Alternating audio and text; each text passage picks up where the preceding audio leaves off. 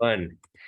Hey, everybody, John Malanka here with United Patients Group, Be Informed and Be Well, and I'm with an old friend and colleague, Len May from Endocanna Health. Len, how are you doing? Good to see you. You too, brother. Appreciate it, man. I don't want to say we're pioneers, or I don't want to say we're old, but we're getting to the point where we're considered pioneers in this industry. Every one of these gray hairs is earned.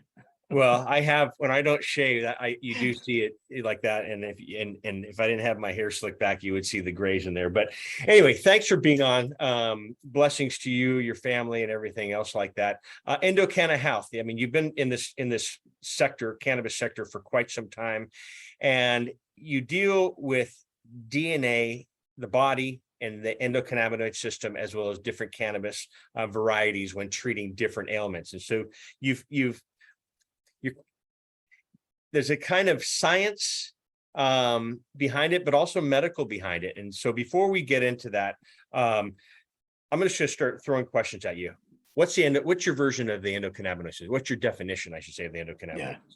Well, I mean, the way that I like to explain it, the way that I understand it, it's a primary regulating system. It modulates all the other systems within our bodies. And the way that it does that, it gets signals from the other systems, and sort of like, think of it, salmon swimming upstream. It goes up the central nervous system to the brain. Then the brain makes a decision what neurochemicals to release in order to help maintain balance in the other systems, or what's called homeostasis. And the two endogenous neurochemicals that the endocannabinoid system uses are anandamide, which is the word anan means bliss in Sanskrit, and also 2AG.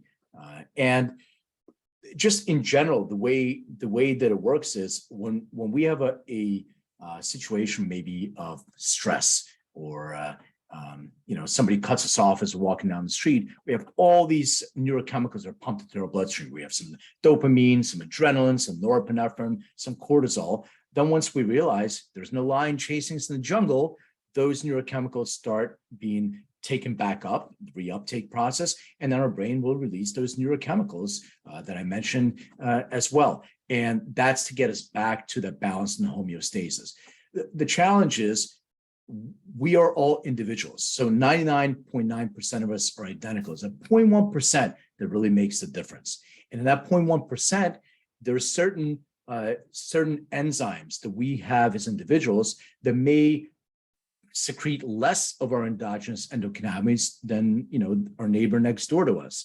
So when that happens, we are lucky that we found this plant in nature that actually has receptors within our body that can create some of these, kind of bridge some of those deficiencies. So as I was given that example of stress, now our brain is going to release anandamide and 2AG. So the 2AG will go in and help to reduce some of the inflammation from an overactive immune response, and the anandamide will help to be able to get us back to that feeling of balance from stress. But if we have certain genotypes, there's a gene called, as an example, and I know you didn't get into it yet, but since we're talking about the endocannabinoid system, just wanted to show people that there's a difference in how individual endocannabinoid systems work. There's a gene or single nucleotide polymorphism called FAAH, fatty acid amide hydrolase. So that specific gene produces an enzyme that breaks down or metabolizes anandamide. So a person that has a certain genotype, which is called homozygous, and I'll get into that later on, they actually metabolize and break down more anandamide. So they produce less anandamide than the average population. So in that situation, that cortisol level in the individual stays longer in their bloodstream. And if that's the case, they can have an overactive immune response, which we will feel as pain and inflammation. So people come to you, to us, and say, pain. Okay, pain. Pain to me is a symptom. What else is going on there? Maybe there's an imbalance in your endocannabinoid system. What can we do to make sure that we bridge that gap in what you're naturally not producing? So by consuming, phytocannabinoids in a plant, it'll bind to that CB1 receptor, THC or delta 9 THC, and it'll release more anandamide that you can bridge. So that's really the way that the endocannabinoid, and it modulates all the other systems within the body, like I mentioned. And that's really how it works. It gets those signals and it's always working, but we have to make sure that we understand that everybody has their own individual endocannabinoid system. Well put. I love your description of the salmon swimming upstream as well. I always say cannabis is not a one size fits all. What works for me may not work for you, and vice versa. Before we get into Endocanna Health, you hear DNA everywhere now, and ancestry.com, 23andMe. So what is DNA?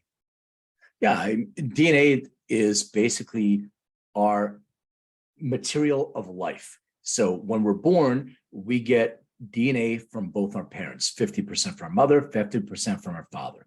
And the way I like to describe DNA, think of it as a big thing of on and off switches. And so when we get these, some of the on switches are turned on for us. So when we're born, like our skin color, our eye color, hair color, all these switches are turned on. The rest of them are encoded messages. They're encoded in our, in ourselves personally, and our lifestyle. What we do will dictate whether we want to turn those switches on and off. So the way our lifestyle, what our nutrition is, our mindset, stress levels, exposure to heavy metals, all these things can dictate the expression, which is called epigenetic. And the way that works is you have your DNA, then you have, which is your encoding, then you have messenger RNA that goes from that DNA that gets the message and send it to another place with messages to create certain proteins. And these are the proteins or building blocks that we need in order to turn those epigenetic expressions on or off. Now, I feel everybody should know what their genetic predispositions are, regardless of cannabis or the endocannabinoid system, just in general. Because if you know these predispositions about yourself, you can take specific action to turn those on and off.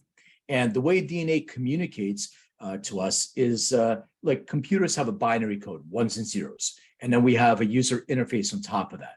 And DNA communicates in a 4-letter code: a C, a T, an A, and a G, which are called nucleotides. The combination of those 2 letters are your genotype, and that genotype is your 0.1%, what makes you unique.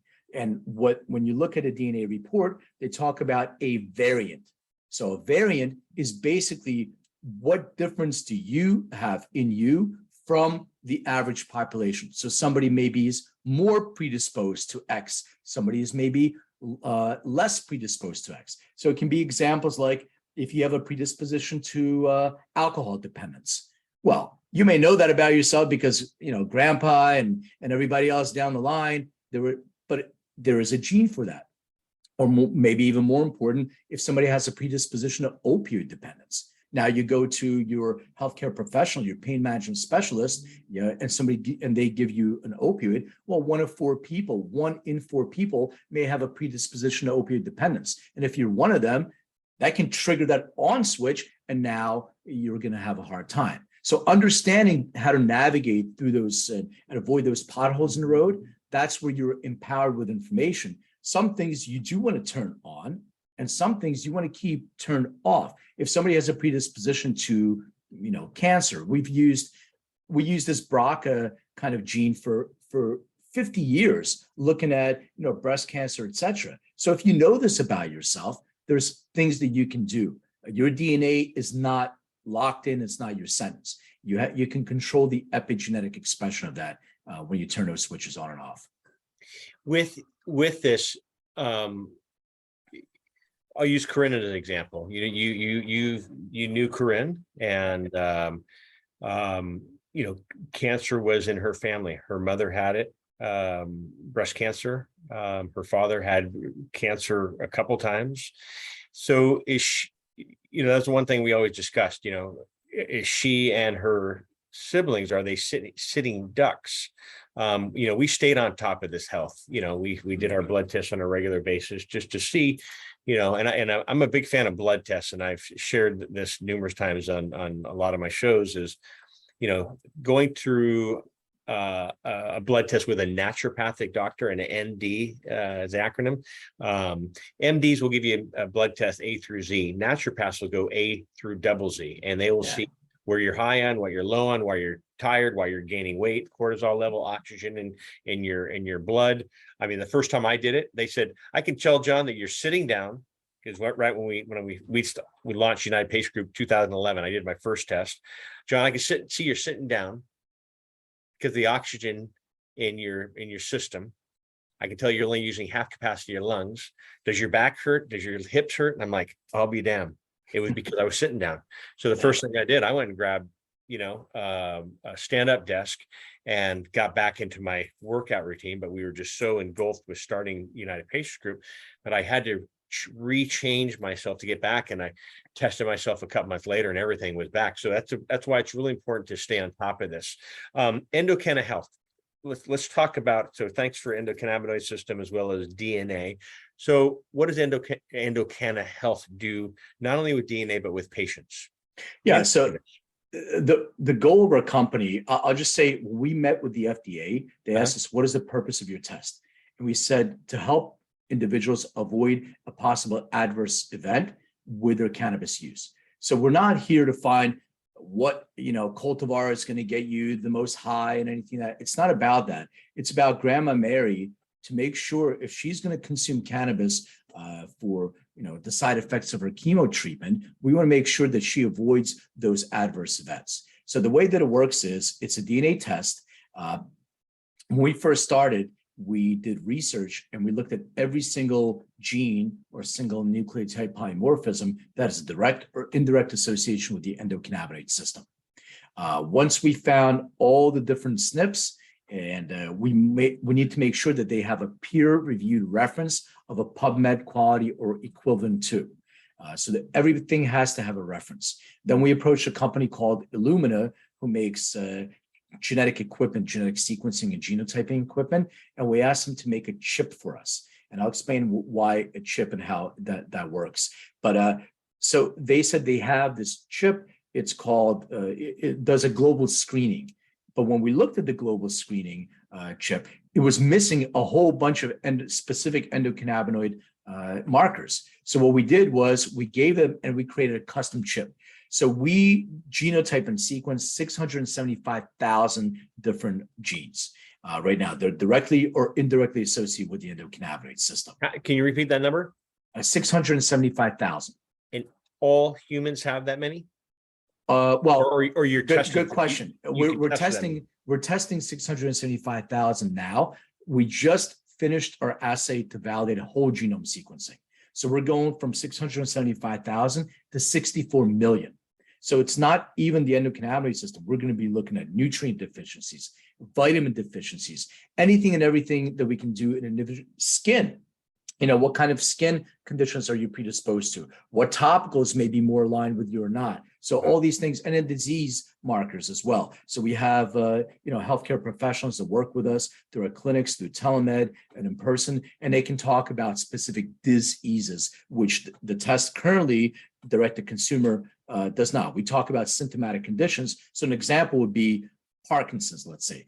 The test is not going to talk about Parkinson's as a disease, but we can talk about tremors that are associated with the disease of Parkinson's. So the way that we get information, I'll describe what you get as well. We get it twofold. Number one, there's a buccal swab. So you get a test kit, it's EndoDNA. You get the kit, we're HIPAA and GDPR compliant. You would swab the inside of your cheek. You would register on our portal, My DNA Live, and you would put it back in a box and ship it to our lab. Once you register, there'll be a timeline. It'll say the sample has reached the lab, it has been extracted and genotyped, and your results are ready. So that's the one way to get your information. The second way to get your information is if you've already done a 23andMe or an Ancestry, what you can do is take the raw data that you already have, upload it to our site, and we'll give you results in about 30 seconds or less. Wow. And when I talk about results, and for our listeners, this is audio and video. And for our audio, I'm on Len's website right now, Endo endodna.com, endodna.com. And so what Len is talking about right now, I'm kind of scrolling through the website as to what's going on. So I didn't want to cut you off there either. No, it's exactly it. So when you receive, I mean, you're showing the right things on the screen. When you receive your report, it basically looks at all the different symptomatic conditions associated with cannabis use and where your DNA can make a difference. So things like anxiety and stress, mood, sleep, pain and nausea, side effects of THC. Maybe some people are predisposed to some side effects. Some of them are common to just about everybody. Working memory impairment, yes, right here. When I'm consuming cannabis, I'm looking for my glasses for a half an hour. They're on top of my head, and then also, psychomotor control. So you shouldn't operate heavy machinery. However, I tend to drive better under the influence of cannabis than not. More careful, but you're not supposed to. So it's just between us, John. We're not letting anybody else know about that. but some things can be much more serious. Like there's a predisposition of psychosomatic effects, which is psychosis-like effects. Now, I've seen this happen maybe a handful of times in the last 10 years or so.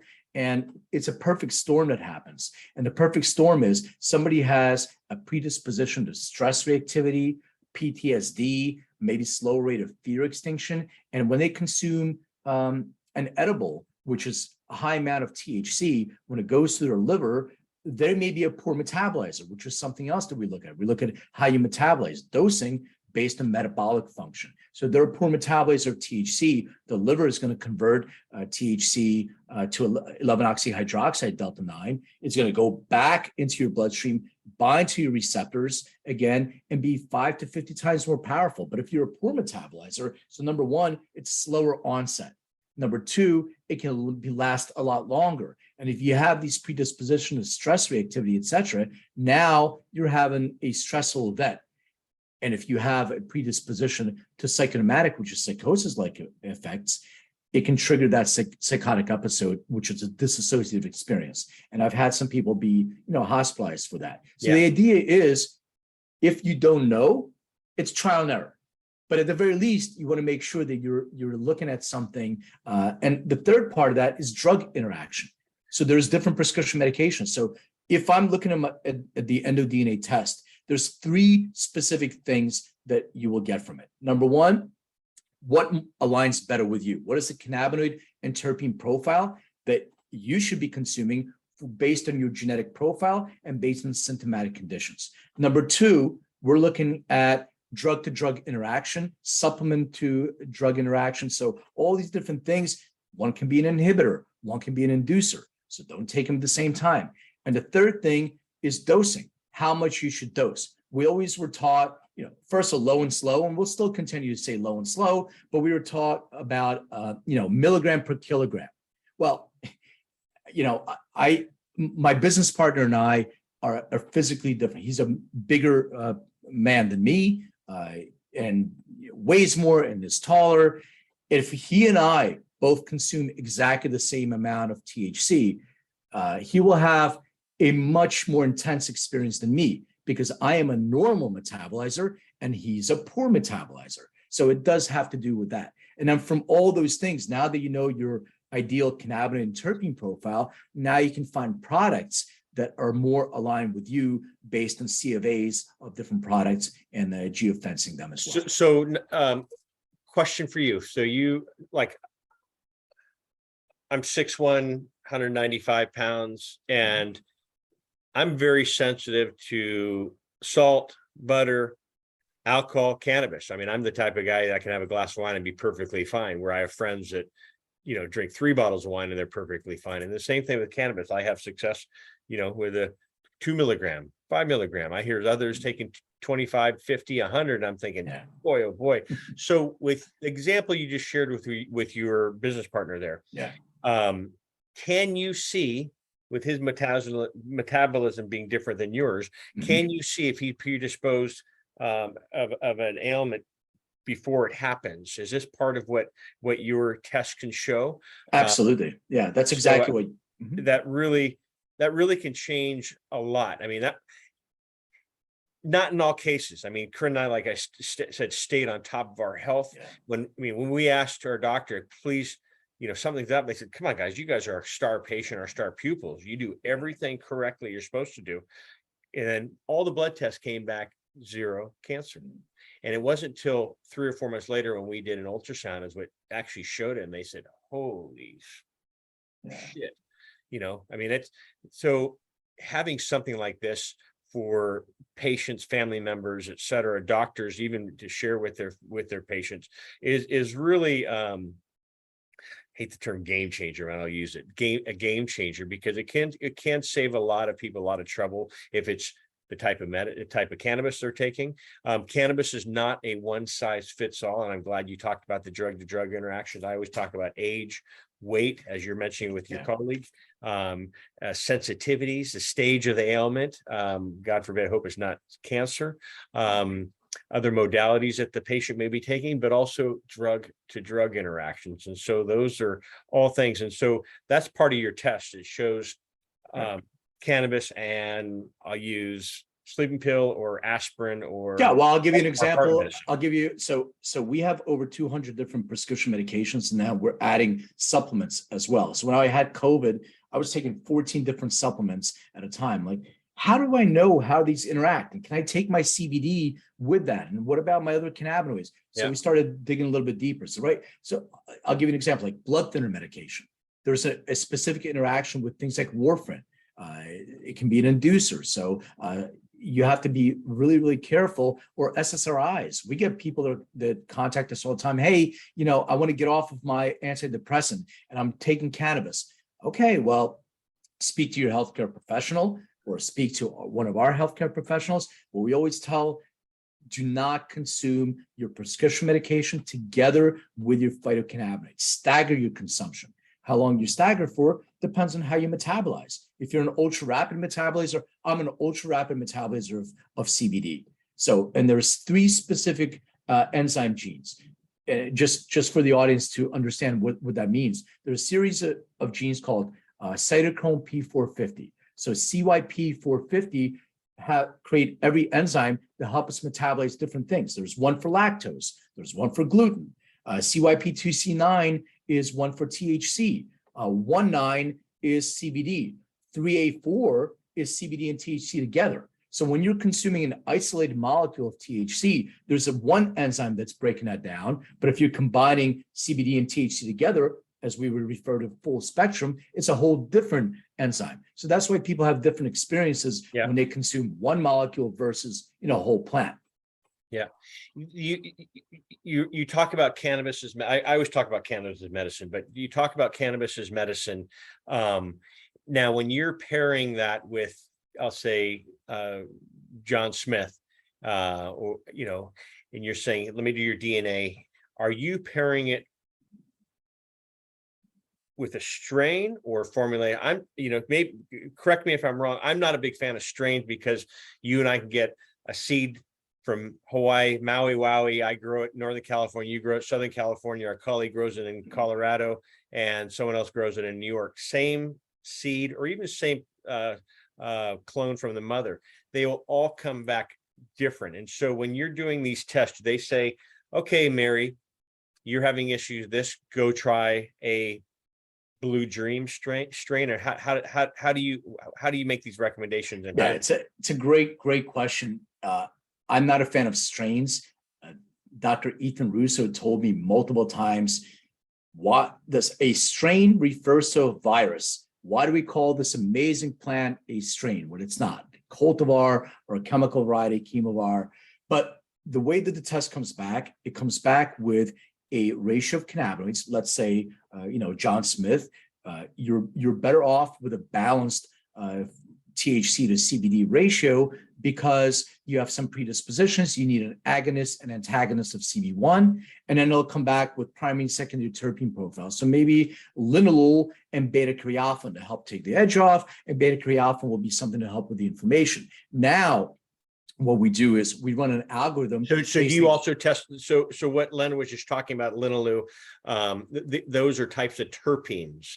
Terpenes, everyone's very familiar with terpenes, maybe not hearing the name, but you know it by scent.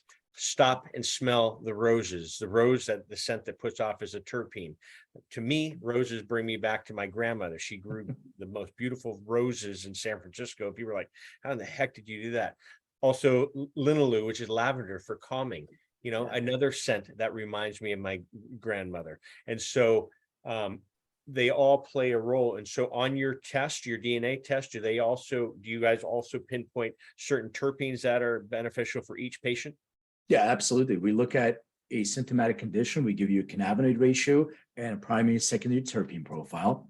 Then what we do is, my background is plant genomics. I used to do genetic sequencing of plants. So that's why I know you mentioned Blue Dream. I would get 5 different Blue Dreams, genetically, sequence those and see, all right, 2 of them are identical genetically. 2 of them are crosses of Blue Dreams. They have some Blue Dream in them. And the 5th one's not even close to Blue Dream. And we still keep calling them Blue Dreams. That's why these names are irrelevant.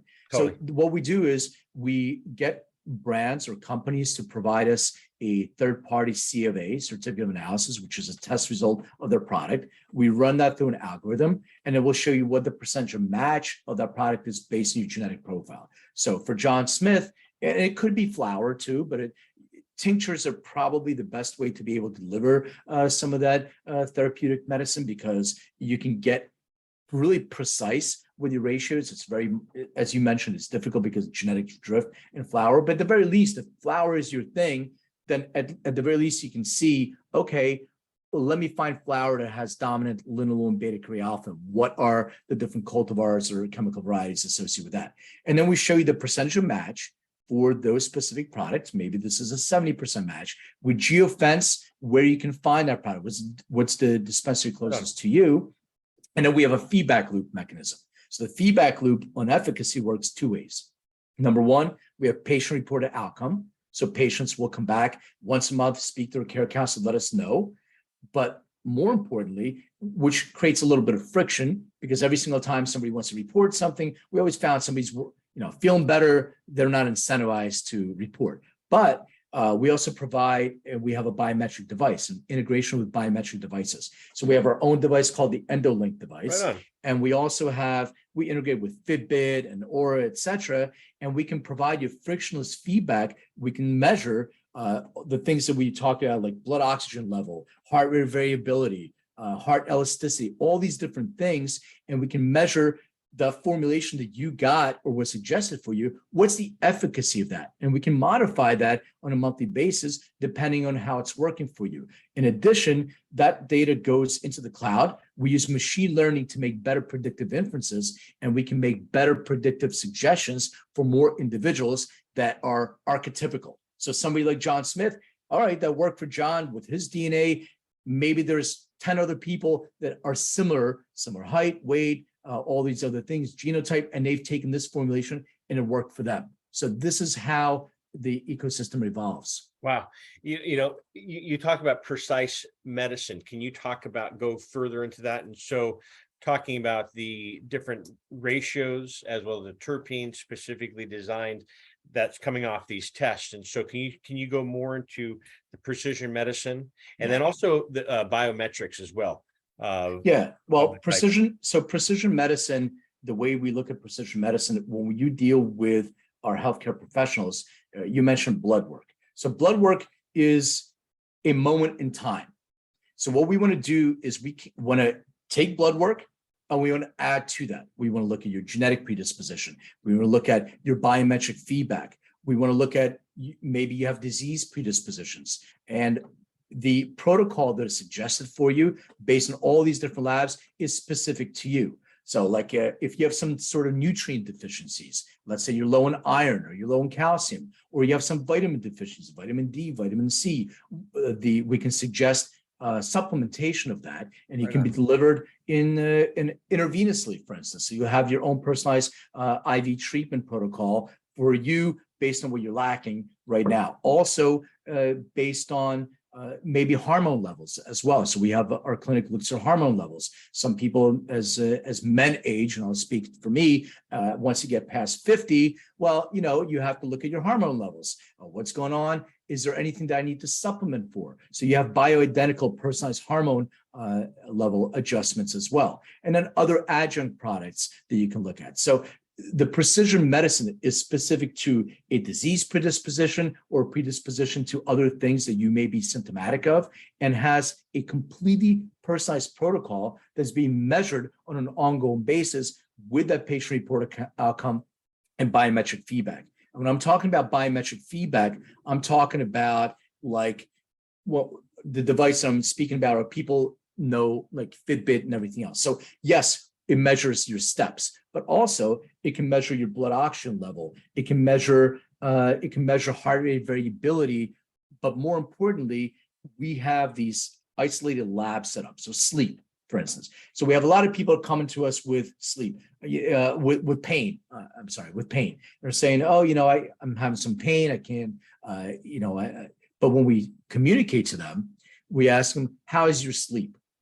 Well, yeah, it's problematic. Well, what do you mean by that? Well, I wake up a few times a night, or, I have a hard time falling asleep.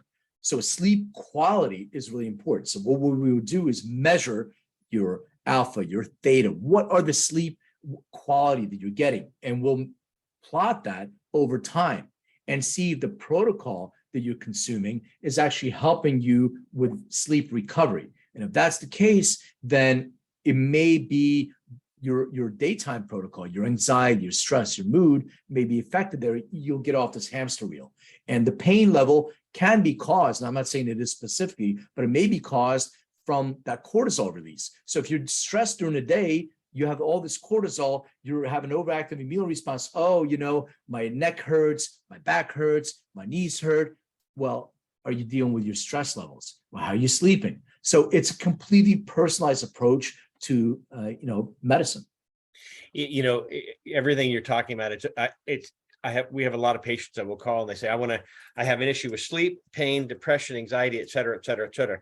And a lot of times I say, for the women that call, I said, not to get personal, but may I ask how old you are? And I said, I would go get a blood test to see where your hormones are. Yeah. They could be off, and it's a domino effect of take care of the sleep. And guess what? You sleep through the night, you wake up. In many cases, not all, maybe pain-free. They're not they weren't tossing and turning all night, and their body's not all wrenched out. Their anxiety has dissipated. And it's a domino. Let's treat this. And a lot of doctors we've had on the show, Dr. Berriman, bless Dr. Frankel, who's passed away last year. We talked about Bonnie Goldstein, Dustin. Talk about, let's treat this first, and then the domino effect will go on. One thing that you haven't mentioned, but you've tiptoed around, or not tiptoed, but you've thrown a little pieces at it. I'm a big fan of journaling. I tell families and patients, even doctors, have them journal. At this time, my pain level from 1 to 10 is an 8. Okay, I ingested some medicine, and however, well, how do I feel now? But also write down, did I exercise that day? Did I sleep well that night, the night before? What food have I taken? Did I take my medicine before or after my food? And so you can just kind of see where you are and go, okay, I'm seeing that I'm having a better result doing it in the morning, before a meal, after a good night's sleep, et cetera. You come a long way, man. To hearing all the things, because I do all this stuff, but I piecemeal it out from our doctors of this, my acupuncture this, I get our blood test, but I think I love it that, and I'm a big fan of IV treatments from, knock on wood, we would never get flu shots. That was our flu shot. We'd get IV, and they do everything from vitamin C to kidney and liver cleanse, immunity boost, et cetera, et cetera, et cetera. And so, that's something that I have recommended and spoke about quite a bit over the years. We've done everything with patients that catching it before any ailment happens. What happens what can you recommend with a patient that has been diagnosed with something? Because when you get diagnosed, I'll say, use Corinne as an example, to hear those words, you have cancer, I mean, your life just comes to a halt, and you will try anything and everything. And, if it says, and I always talk about it, if it says eat a blue pen, give me a whole box of them. So you're trying everything. And it's, I don't want to say it's in panic education form, but you're kind of going through something like that. Is this something that could be beneficial to someone that has been diagnosed with something as severe as cancer, that they can get a DNA test, see where they are, and hopefully try to find the ratio that works best for you? Corinne's father had stage 4 lung cancer metastasized to his brain. For him, he had success with 4 parts THC, 1 part CBD, where others have had a 1-to-1 ratio with success. We did everything with Corinne, and she had pancreatic cancer, which some of our audience members know and knew her, and our new members, our followers, that was my wife, Corinne, who had, didn't drink, didn't smoke, did everything you're supposed to do, but it was diagnosed with pancreatic cancer. And she lost her battle after 4 months. I can't tell you, Len, how many pancreatic cancer patients, families that I speak to, that their loved one was diagnosed, and 48 hours later, so they pass. And so, which is very common. So maybe all the things we did, from IV treatments to different cannabinoids, and I journaled everything what we did, what she ate, the pain level, and the formulations that we put in there. And so with something like this, could this help a patient that has already been diagnosed, is what I was, in the long. Yeah. And I mean, what you said about Corinne is right on. Yeah. And people, it's really an individual thing. Do you want to fight? So unfortunately, a lot of people come to us or look at cannabis as a last resort. Totally. And it shouldn't be. It can be an entry level or combination. Yeah. I tell people, if you're going to go that route, I'm not telling you to stop.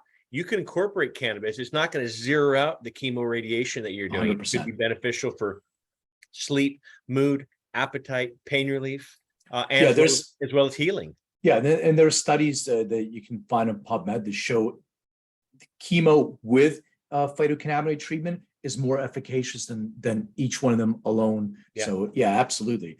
To answer your question, yeah, so we're not a diagnostic test. If you're already diagnosed, you can speak to our doctors and find out what the protocol is. And if cannabis is something that you want to consume, that's part of your protocol, then absolutely, you should know exactly what type of cannabis will work for you and for different kind of things.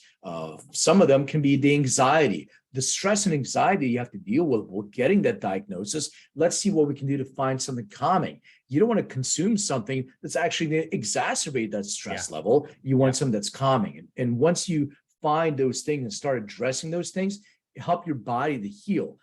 We're not making any claims that, cannabis has been able to shrink tumors, etc., but it has been. There are studies associated with that. So our goal is to be able to address those symptomatic conditions while hopefully we can actually help the patient, move on to a successful treatment also. But it is truly a personal experience, and we're doing it. We just are in the beginning of a pancreatic cancer study now under an IRB.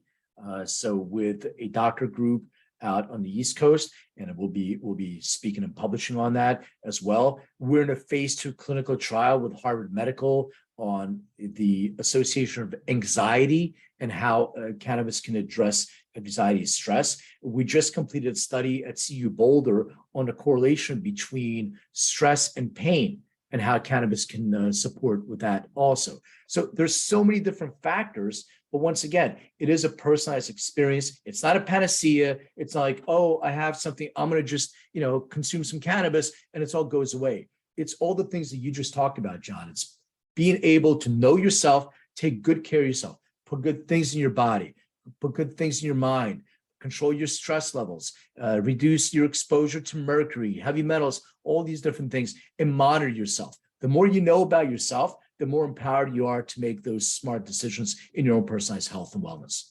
Man, that's I know we're both aging ourselves here, but I turned 55 this last summer here, and you know,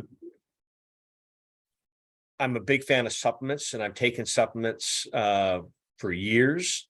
And I was turned on to by my aunt, who is a chiropractor back in the 80s. She said, start. And I was in high school. What did I know? And my first job in high school was was Baskin Robbins. So I played at, I was an athlete, but I remember I was a chubby little kid and ate all 31 flavors every night I worked. And I remember I went down and stayed with my aunt and uncle down in Southern California, and she picked me up at the airport, and she looked at me, she says, "Man, you want to be a fat little chubby kid the rest of you?" I'm like, "No." So she put me on that, and I'm still, Rosalind is her name, but I thank her because she got me on that lifestyle change when I was 16. I'm 55 now. Yeah. And I still, ride or run every day, rain or shine. And that's part of my routine. And I'm very fortunate, but I take supplements that, I think is really important, keep the inflammation down, keep the dis-ease, as you mentioned, out of the body. And so, something like this, I'm going to try it. Yeah. Do a test. So there's two different things. I could, one, submit my ancestry.com or 23andMe DNA test to you, or if you don't have that, I can take a test directly from your company that will show my DNA. And then with that, it can incorporate what type of cannabinoids work best for me, as well as supplements, as well as terpenes. Can you talk about that before we sign off? Yeah, absolutely. That's exactly what you get. So you go into endodna.com. You can order your full EndoDNA test, which retails for $199, and we're giving your audience a special discount. So you can communicate some of the code is UPG20, and that's the code that you can give to your audience, and it's across the board over any product that EndoDNA. And I'm assuming the 20 is a 20% off. Yes, 20% off So any. Yeah, so any products.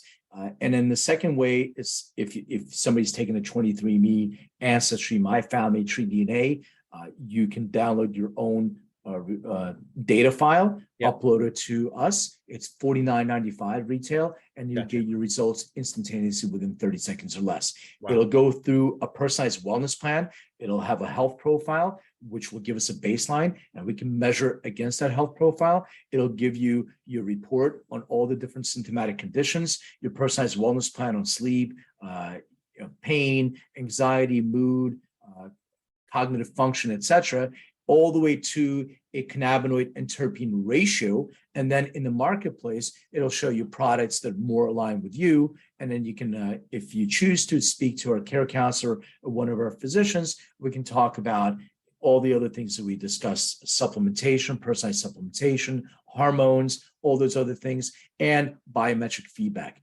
The most important thing is make sure that you are on top of your health on an ongoing basis.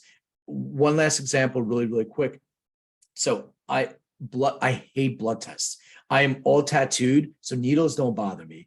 But it's that needle going into my vein, extract. I can't stand it. It stresses me out more than anything. So I went and I got my full physical after turning 50, whatever. And I got my results back, and and I go to an integrated functional doctor, and everything was perfect. And she said, "Your blood glucose level is a little bit higher."